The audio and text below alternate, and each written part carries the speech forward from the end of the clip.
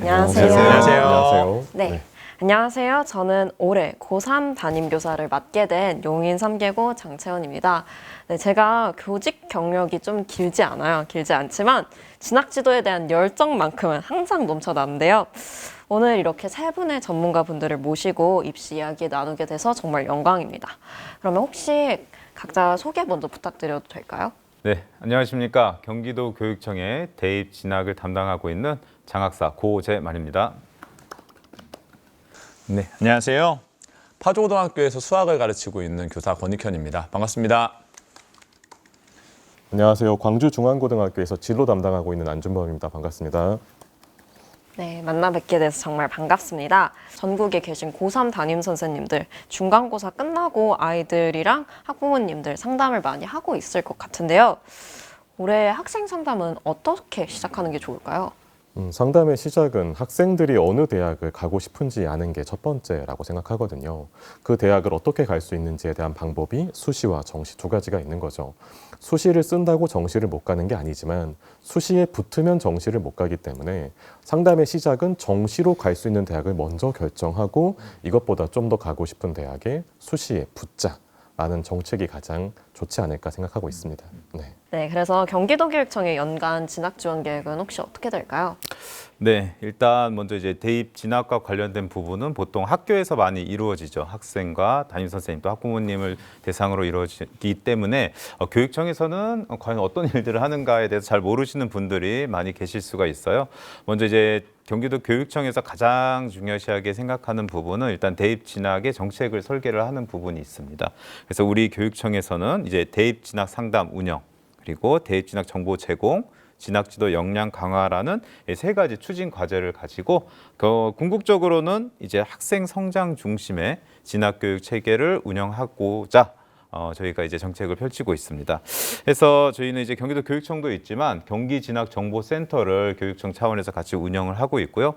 교육청과 진학정보센터를 중심으로 여러 가지 사업들을 진행을 하고 있습니다.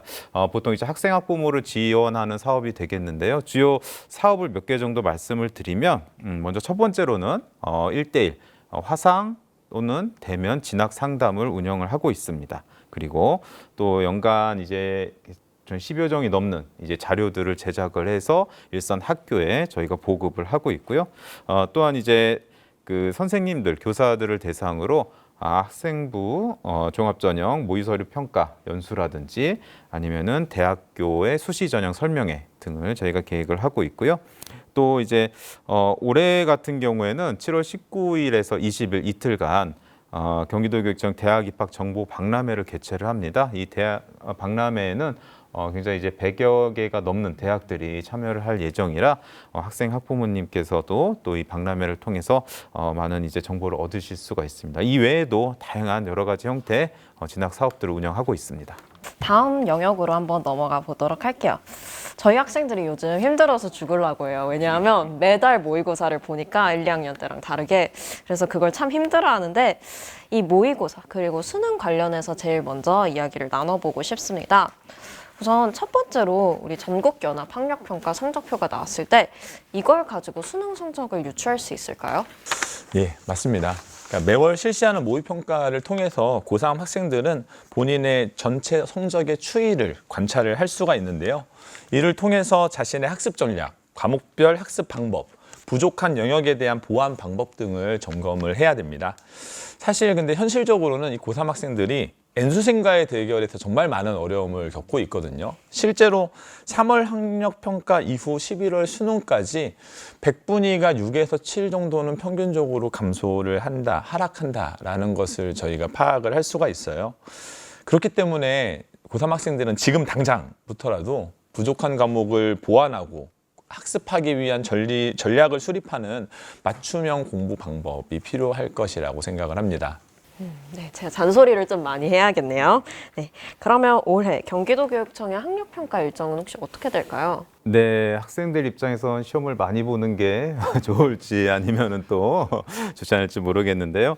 일단 경기도 교육청에서 시행하는 그 전국연합 학력평가는 일단 고등학교 1, 2학년과 3학년을 좀 나눠서 볼 수가 있습니다. 고등학교 1, 2학년 같은 경우에는 3월 6월, 9월, 10월 연간 이제 4번의 시험을 시행을 하고요. 3학년 같은 경우에는 3월, 5월, 7월, 10월에 전국연합 학력평가를 시행을 하고 6월과 9월에는 이 평가원 주간의 수능 모의평가를 시행을 하기 때문에 고3 학생 같은 경우에는 총 6번 평가를 시행한다고 볼 수 있습니다. 네, 그러면 다음 질문으로 넘어가 볼게요.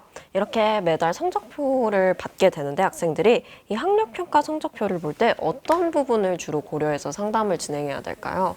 네, 성적표에는 학생이 받은 과목별 표준 점수, 백분위, 등급 등이 이렇게 포함이 되어 있기 때문에 이 지표를 통해서 학생의 객관적인 자신의 위치를 파악을 할 수가 있을 거예요.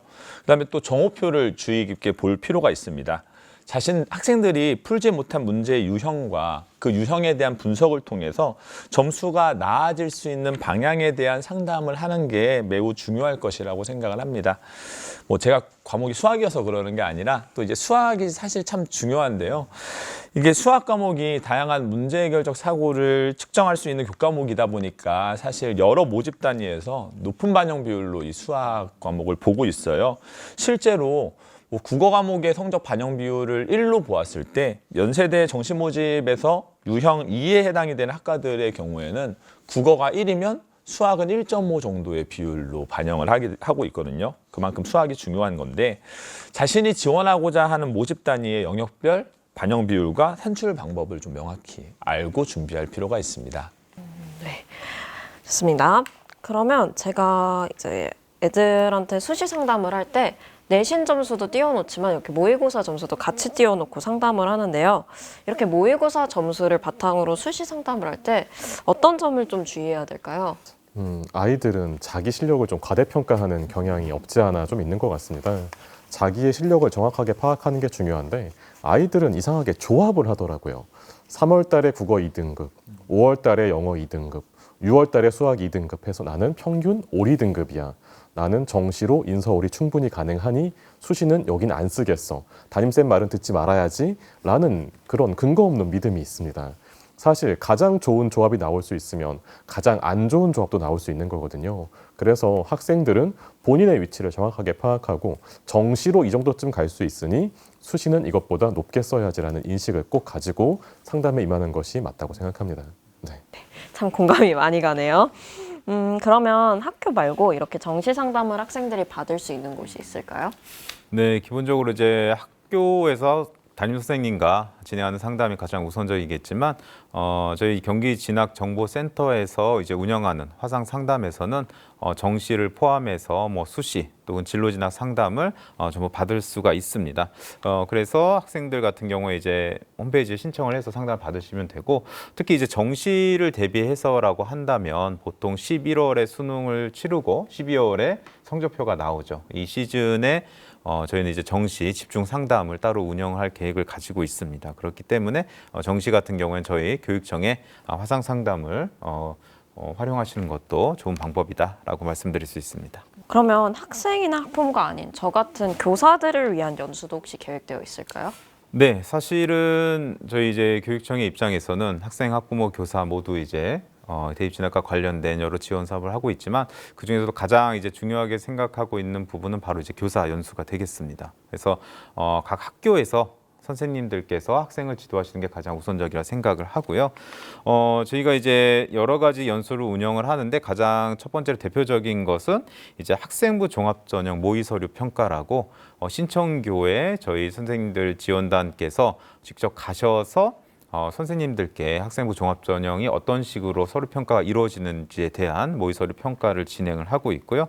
또한 이제 저희 타임라인에 맞춰서 2월 이제 바로 3월 개학 전에 2월 달에 고3 부장 및 담임교사 연수를 시작으로 해서 고3 담임 신규교사 대상 연수도 진행을 하고요. 또 서울대, 연세대, 고려대 등 주요 대학과의 입학사정관과의 교사 간담회 를 진행을 하고 또 이제 작년에 저희가 좀 진행을 했었는데 수도권의 24개 대학 입학 전형 설명회를 또 계획을 하는데 굉장히 많은 선생님들께서 신청을 해주셨고 저희가 또 성황리에 운영을 했고 올해도 준비를 하고 있습니다. 그래서 이런 그 여러 가지 설명회들과 함께 또 이제 어떻게 이제 오프라인으로 오기 좀 어려우신 분들을 위해서 동영상 형태로 대입 설명회 등도 계획을 하고 있어서 저희는 이제 선생님들께 다양한 연수를 통해서 대입 진학 지도 이제 역량을 강화하실 수 있는 기회를 제공을 해드리고 있습니다. 감사합니다. 그러면 이제 학생들이 실제로 정시 지원을 할 때 얘기를 하고 싶은데요. 학종을 선택하거나 아니면 사회탐구 과목 이렇게 응시를 해도 자연계열의 학과에 지원할 수 있나요? 네, 작년까지는 많은 대학들에서 미적분과 그 과탐을 들어야지만 지원이 가능한 조건들이 있었는데요. 올해는 그 조건들을 대부분 폐지하거나 완화한 추세입니다. 따라서 사탐을 듣거나 확통을 들어도 지원 가능한 대학들이 상당히 많습니다만 아직도 많은 대학 이과에서는 가산점이라고 하는 걸 주고 있습니다. 그래서 과탐을 골랐을 때 3에서 5% 정도의 가점을 주고 있기 때문에 자기가 과탐 골랐을 때 이 정도 이득을 볼 수 있는지 꼭 확인하고 지원하는 것이 필요할 것 같습니다. 네. 네. 몇 년 전에 좀 등장했던 말 중에 이제 문과침공이라는 말이 유행어가 있었는데 요즘은 또 이과생이 사탐을 응시하는 사탐런이라는 유행어가 생겼더라고요. 이거는 전략적으로 좋은 선택이 될 수 있을까요? 네, 그 학생들이랑 상담을 하다 보면 과학 탐구에서 한 3등급에서 5등급 정도 되는 학생들이 실제로 사탐 과목을 응시 신청하는 비율이 높아지고 있다는 거를 파악할 수가 있거든요. 이 사탐 과목이 학습량이 조금 적고 쉽다고 생각하는 친구들이 있는데 사실 절대 그렇지 않다는 얘기를 저는 해주고 싶어요. 뭐 제가 수학이어서가 아니라 사회 현상과 이슈, 어떤 국어적 소양을 요구하는 이 사탐 과목의 공부를 쉽게 생각하고 접근했다가 정말 큰 코 다칠 수도 있거든요. 특히 작년 수능을 제가 기준으로 조금 예시를 들어 말씀드리면 윤리와 사상 과목 같은 경우에는 한 문제만 틀려도 3등급이 나왔었거든요. 그러니까 어떤 과목을 선택하는 게 전략적으로 유리하고 학습 부담이 적은가를 고민하는 것보다는 내가 진학하고자 하는 모집단이나 학과에서 필요한 학업 요소와 학업 역량을 키울 수 있는 교과목이 무엇인가, 그 과목을 선택할 수 있게끔 준비를 하는 게 더욱 효과적일 것이라고 생각을 합니다. 네. 그러면 다음으로 넘어가서 중간고사, 기말고사가 끝나면 꼭 이런 학생들이 나옵니다. 나는 정시 파이터가 되겠다 이렇게 주장을 하는 학생들이 나오는데 이런 학생들은 어떻게 해야 될까요? 진짜 많죠, 학교에. 저도 죽을 것 같은데 정시 파이터란 용어가 생기는 이유가 이게 특별하지 않기 때문입니다. 재학생들이 가장 약한 부분이 사실 정시라고 볼 수 있거든요. 정시는 결국 문제를 많이 풀어본 사람이 유리하기 때문에 재학생보다는 재수생들에게 유리한 구조라고 보시면 좋을 것 같습니다.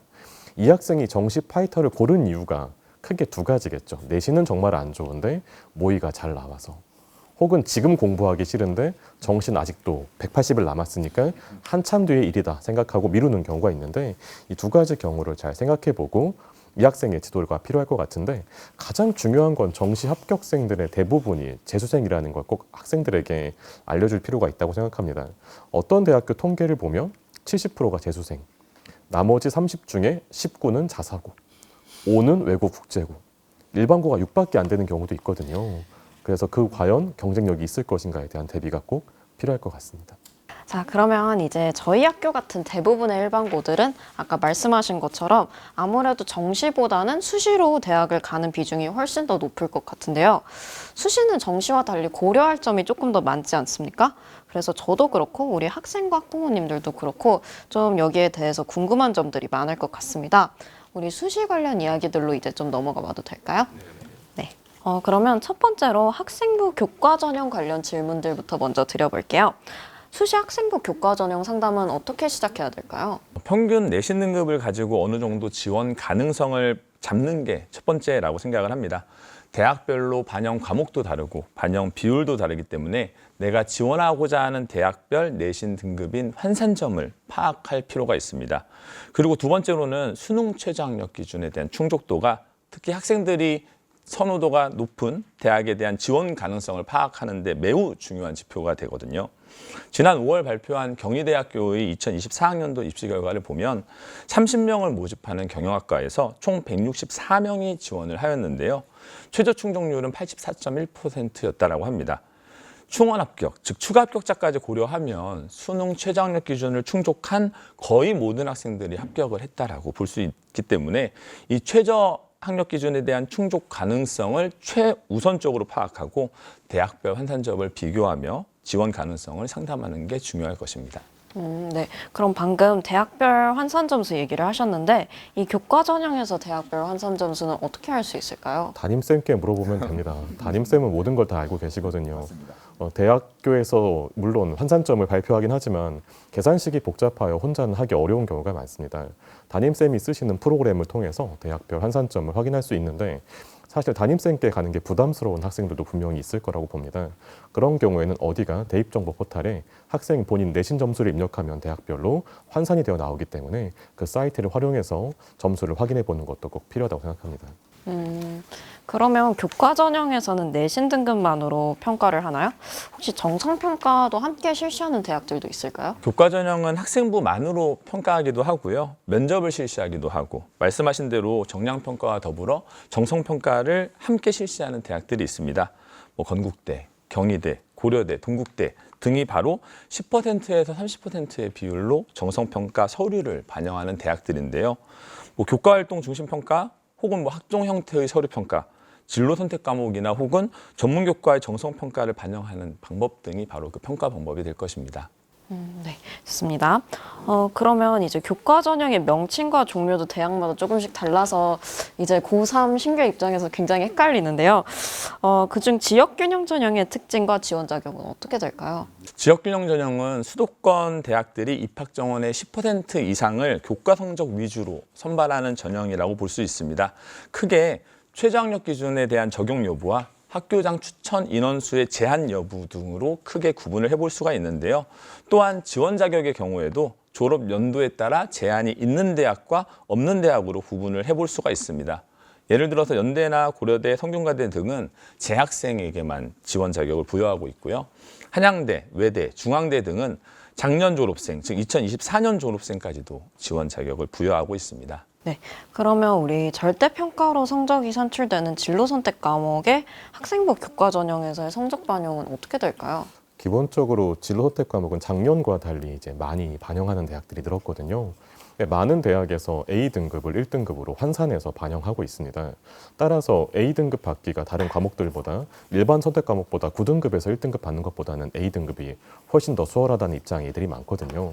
그래서 A등급만을 노리고 학생들이 내신 등급에 유리한 측면을 가지고 진로를 많이 듣는 경우가 있는데 학생부 교과에서는 A등급이 1등급으로 환산되어 들어가지만 학생부 종합에서는 A등급이 원점수도 같이 대학에 넘어가거든요. 그래서 A등급만을 위한 공부가 아니라 높은 원점수를 위한 공부도 같이 할 필요가 있다고 생각합니다. 어쨌든 많은 대학에서는 진로를 반영하고 있고 A등급을 1등급으로 반영하고 있다 정도만 이해하면 좋을 것 같습니다. 다만 B까지 떨어지면 많은 대학이 3등급으로 표시를 하거든요. 3등급이 되면 학생부 교과에서 분리할 수 있기 때문에 큰 주의가 필요합니다. 네, 알겠습니다.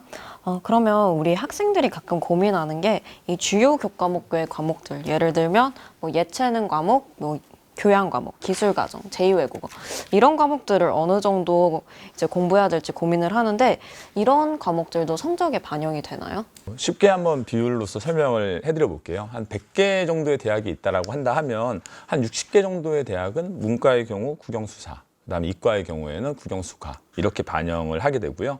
나머지 40개 정도의 대학들 중에서 한 30개 정도의 대학은 국영수가사, 나머지 한 10개 정도의 대학이 이제 전과목 성적을 반영한다라고 볼 수가 있습니다. 뭐 고려대, 성균관대, 서강대 등은 전교과 전과목을 반영을 하거든요.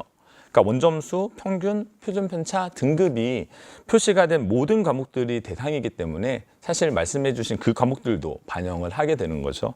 그러니까 1, 2학년 학생들 같은 경우에는 모든 과목을 놓치지 않고 공부하는 게 필요한 이유라고도 설명할 수 있습니다. 네, 좋습니다. 그러면 다음으로는 이제 우리 수시에 꽂히자 많은 학생과 학부모님들이 가장 어려워하는 학생부 종합 전형에 대한 이야기들을 조금 나눠보려고 하는데요.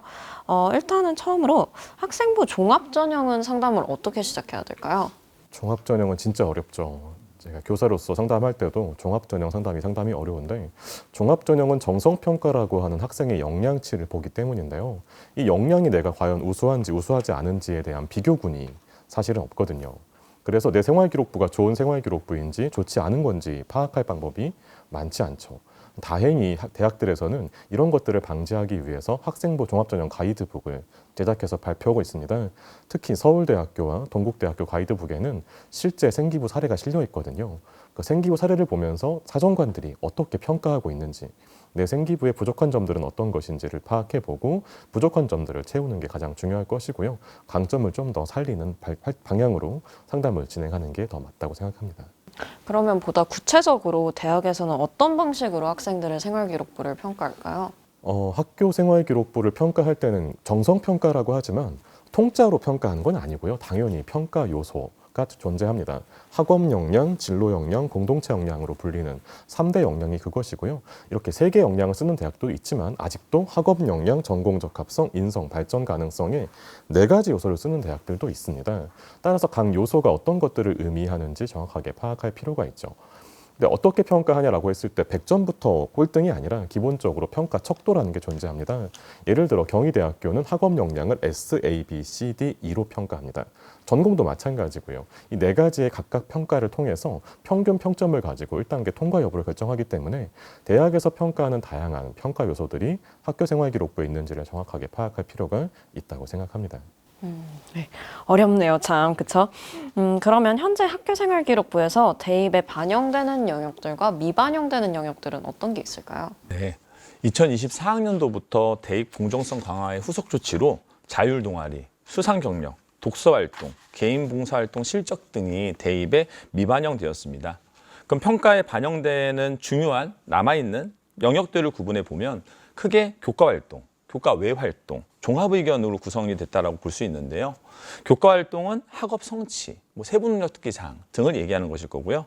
교과 외 활동이라는 것은 저희가 자동봉진이라고 부르는 자율 활동과 창체 동아리 활동, 봉사 활동, 진로 활동 이런 것들을 이야기하겠죠. 그리고 종합 의견 같은 경우에는 학생의 공동체적 특성을 볼 수 있는 종합 평가적인 성격을 가지고 있는 영역이라고 보시면 됩니다. 그러면 우리가 좋은 생활기록부라고 했을 때 그걸 어떻게 만들어 나갈 수 있을까요? 좋은 생활기록부는 진짜 어려운 질문인 것 같습니다. 대학마다 생활기록부를 보는 평가 기준이 다르기 때문인데요. 대학마다 어느 대학은 학업 역량을 중시할 테고 어느 대학은 진로 역량을 중시할 수도 있겠죠. 그렇지만 대학별로 분명히 보는 학생다움이라는 것은 존재하거든요. 학생다움이 뭐냐를 먼저 파악해보고 우리가 할 수 있는 일들을 다 하는 게 중요한 것 같습니다. 제가 생각하는 학업 역량은 수업을 잘 듣는 것이라고 보거든요. 자, 수업을 잘 듣는다는 건 뭐냐라고 했을 때 단순히 수업을 수동적으로 학습하는 것이 아니라 적극적으로 수업에 참여해서 본인의 지식을 심화시키고 전이시킬 수 있는 경험 자체가 있으면 좋을 것 같거든요. 예를 들어 대기권에서 대류권이 있고 성층권이 있고 중간권이 있고 열권이 있다. 오존층이 성층권에 있다라는 걸 배웠으면 이거는 수동적인 학습입니다. 근데 궁금할 수 있거든요. 오존층은 왜 성층권에 있을까요? 궁금해서 탐구를 진행할 수 있죠. 이렇게 궁금한 게 생기면 제일 먼저 할 일은 쌤을 찾아가는 겁니다. 왜냐하면 우리가 찾은 주제가 정말 보잘것없을 때도 있고 고등학생으로서 해결이 불가능한 문제도 있을 수 있거든요. 교사와 상호작용하면서 지식을 심화 확장시킨 경험을 학업 역량이라고 볼 수 있을 것 같습니다. 이런 활동들이 생활기록부에 많이 남았을 때 이 학생은 정말로 지식을 발전시킨 경험이 있구나. 우리 대학에서 원하는 학업 역량이 있구나 라고 평가할 수 있는 거죠. 두 번째로 진로 역량 같은 경우에는 단순한 호감에서 끝나는 것이 아니라 호감 말고 이 호감이 점점 더 구체화돼가는 모습이 되게 중요하겠죠. 나는 네가 참 좋아 라고 하는 그런 추상적인 고백보다는 나는 네가 이래서 좋아 라고 하는 구체적인 고백이 점점 필요하다고 생각합니다. 따라서 1학년 때는 단순히 경영이 좋아였다면 3학년에 올라가면 나는 중소기업들의 불평등이 인사관리 때문인 것 같아. 인사관리의 표준화를 통해서 이 기업들의 효율성을 높여보고 싶어 라고 하는 좀 더 구체적인 진로 역량이 나올 수 있도록 노력하는 것이 필요하다고 생각합니다. 그러면 학생들이 학업 역량이나 진로 역량 이런 걸 강조하기 위해서 소인수 과목이나 공동교육 과정을 듣기도 하는데요. 혹시 이런 건 어떻게 운영이 될까요? 네, 경기도 교육청에서는 이전부터 이제 주문형 교육과정, 주문형 강좌라고 해서 다양한 형태 이제 소인수 과목이나 공동교육과정 형태의 그 강의를 운영을 해왔습니다.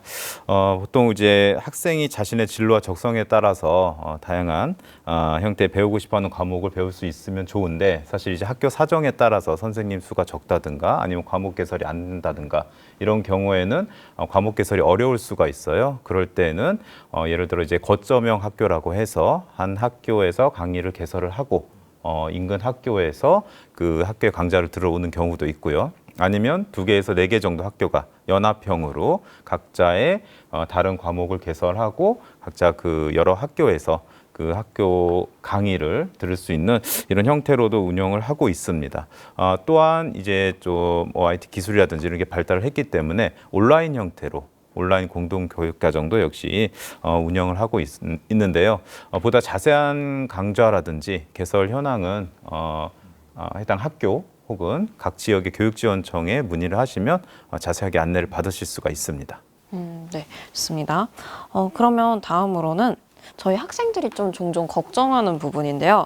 이 생활기록부에서 다양한 교과 그리고 이제 여러 학년에 걸쳐서 반복되는 소재나 키워드가 있는 경우에 이건 혹시 종합전형평가에서 어떤 유불리를 가질까요? 네, 앞서 안준범 선생님께서 말씀을 하셨던 대로 학생부 종합전형은 3년간 학교 생활에 기록된 학교 생활 기록부를 바탕으로 자신을 어필하는 전형이라고 볼 수 있거든요. 그렇기 때문에 나는 이런 다양한 호기심과 탐구활동 그리고 장점과 역량을 가진 학생이라는 것을 보여주는 형태가 더욱 효과적일 것이라고 생각을 해요. 그렇기 때문에 자신이 관심 있는 진로 분야에 연관된 반복된 활동, 소재, 키워드 이런 게 뭐 나쁘다는 건 아니지만 되도록이면 더욱 구체적으로 활동을 설계하는 게 더욱 효과적일 것이라고 생각을 합니다. 단순히 그냥 활동을 반복하기보다는 예를 들어서 1학년 때 성공하지 못했던 실험이 있다고 한다면 이를 보완한 활동을 2학년 때 진행한다든지 탐구해서 알게 된 새로운 사실을 심화시키는 과정 같은 것들이 들어가면 더욱 좋을 것이라고 봐요. 네, 감사합니다. 그러면 이 부분은 정말 제가 가끔씩 보는 경우인데 아이들이 예를 들면 자기 진로가 경영이다 하면 전 과목에 다 경영과 관련된 이제 내용으로 세특을 채우는 아이들이 있어요. 이런 식으로 과목별 세부 능력 특기사항이 꼭 진로와 연결지어서 작성이 돼야 될까요? 대학마다 다릅니다. 사실은 대학교가 평가 중점이 다르기 때문에 어떤 대학은 진로 역량을 강하게 평가할 것이고 어느 대학은 학업적 역량을 강하게 평가하겠죠. 하지만 제가 생각하는 세특은 교과와 관련된 역량이 나오는 것이 세특이라고 생각합니다. 따라서 국어 세특은 이 학생은 국어를 잘함이 맞고 영어 세특은 이 학생은 영어를 잘함이 맞아요. 예를 들어 명성황후를 배웠으면 명성황후가 궁금해서 한국 교과서와 일본 교과서의 서술을 비교 분석해보는 이런 활동들을 했을 경우 얘는 어떤 과에 어울릴까요가 아니라 얘는 한국사를 잘 들은 게 되는 거죠. 따라서 교과에서 바라는 것은 단순한 진로에 대한 호감 표시가 아니라 학업적 역량까지도 같이 보는 것이기 때문에 교과목에 걸맞는 핵심 역량이 잘 보이는 세특이면 좋겠다. 라는 말씀을 드리고 싶습니다. 이제 학생들이 지원하고자 하는 학과가 겹칠 수도 있는데 혹시 동일 학교나 학급에서 같은 대학, 같은 학과, 그리고 같은 전형까지 이렇게 지원을 하는 경우에는 혹시 입시에 많이 불리할까요? 실제로 학급에서 보면은 아이들이 물어봐요. 같은 고등학교에서 비슷한 활동을 한 학생이 같은 대학, 학과, 전형에 지원하면 결국 내신순으로 뽑히는 거 아닌가요? 라고 물어보기도 하거든요. 근데 사실 이는 전제에서부터 저희가 알 수 있는 게 고등학교명을 가리는 서류 블라인드 평가를 시행하기 때문에 사실 지원자가 어느 고등학교인지 대학은 알 수가 없습니다. 실제로 저희 학교에서도 같은 학교, 같은 학과에 같은 전형으로 합격을 한 사례들도 사실 관찰할 수가 있거든요. 다만 학교명을 알 수 없을 뿐이지 임의로 부여된 학교 코드 등을 통해서 동일 학교를 좀 구분하는 경우도 있습니다. 그렇기 때문에 블라인드라고 해서 학교생활기록부에 같은 내용이 적혀 있다면 조금은 주의해서 학생들에 대한 대학 지도에 상담을 하는 게 필요하지 않을까라고 생각합니다. 네. 네. 그러면 이제 이런 경우들도 있어요. 제 학생들 중에 자기가 가고 싶은 과가 있고 계속 이걸로 밀고 나갔는데 막상 보니까 경쟁률이 너무 높다고 좌절하는 아이들이 있거든요. 그렇다면 이 학생부 종합전형에서 경쟁률을 이유로 좀 더 경쟁률이 낮지만 그동안 자신이 준비하지 않은 다른 과로 좀 돌려서 쓰는 거는 혹시 좋은 전략일까요? 네. 경쟁률이라는 게 지원자 수를 모집 인원으로 나눈 것이거든요. 그러니까 이 경쟁률이라는 지표가 다양한 전형에서 큰 영향을 미치지만 종합 전형에서는 이 경쟁률을 너무 크게 연연하지 않는 것도 필요하다라고 생각을 해요. 그러니까 진로 역량이나 전공적 합성을 평가하는 항목이 있기 때문에 어떤 급작스러운 진로를 변경한 사유가 있다라면 평가에 분명히 불이익이 있을 수도 있거든요. 하지만 학생에 따라 조금 차이는 있을 것 같아요. 예를 들어서 코딩이나 회로, 컴퓨터에 관심이 많은 학생이라고 한다 하면 물론 컴퓨터공학과를 우선적으로 고려하겠지만 동일 계열의 유사 전공으로 인공지능 관련 학과나 AI 관련 학과, 로봇 관련 학과를 지원한다라고 하면 사실 같은 범용성을 가지고 있기 때문에 충분히 고려해 볼 수 있는 학과의 선택이라고 생각을 하거든요. 네. 그러면 이제 이것도 학생들이 정말 고민을 많이 하는 사안이고, 이건 사실 선택 교과를 지금 고르고 있는 고1, 고2 학생들이 좀 더 많이 고민하는 부분인데요. 희망 전공이랑 좀 직접적으로 관련되는 교과를 자기가 선택 과목으로 고르지 않았을 경우, 이거는 학생부 종합 전형에서 좀 부정적으로 평가될까요? 이것도 대학마다 다를 것 같습니다. 학생부 종합은 대학마다 평가하는 게 당연히 다르기 때문에 다르게 평가하겠지만 이거는 조금 문과와 이과를 구분해서 보면 좋을 것 같아요. 이과는 선수 과목이라는 게 분명히 존재를 하기 때문에 예를 들어 상위권 대학교의 전자공학과는 대학에서 배우는 수업 내용이 물리 3에 해당되는 내용이거든요. 그럼 얘는 물리 1, 2를 안 듣고 왔으면 당연히 대학교 수업을 못 들을 수 있다. 얘의 경쟁자들은 분명히 물리 1, 2를 들었기 때문에 얘의 경쟁자와 붙으면 당연히 물리 1, 2를 들은 애한테 손이 갈 수밖에 없다고 생각합니다. 다만 문과 학생들은 선수 과목이 좀 약한 경우가 있죠. 예를 들어 영미문학 읽기 과목을 안 들었다고 해서 영어 영문학과 수업을 못 듣는 건 아니거든요. 하지만 영미문학 읽기 들으면 좋죠. 나쁠 거 없죠.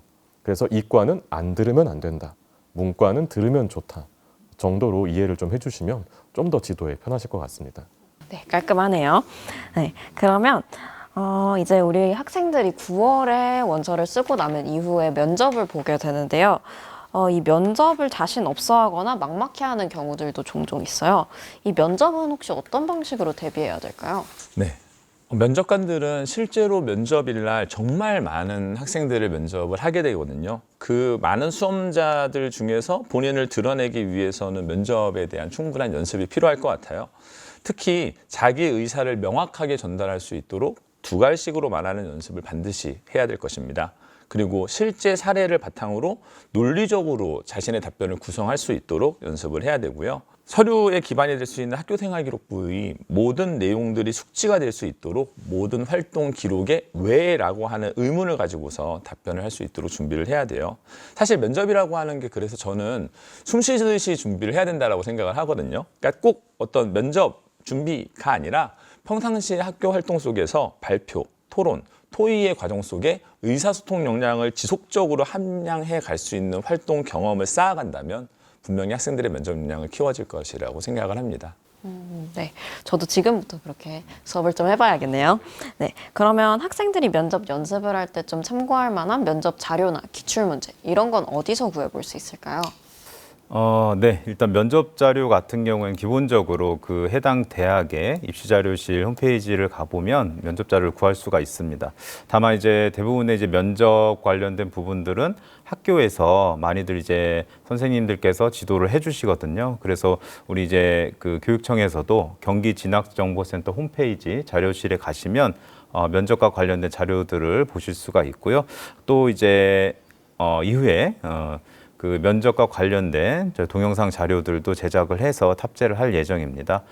또한 그 학교에서 이제 면접을 지도하시는 선생님들을 위해서 작년에도 그렇고 올해도 면접 지도 분석 자료집을 또 제작해서 학교에 배포를 할 예정입니다. 따라서 학교, 대학교 이제 홈페이지 혹은 저희 경기진학정보센터 홈페이지 또는 아니면 학교 선생님께 가셔서 면접과 관련된 자료 혹은 상담 등을 충분히 상의하실 수가 있습니다.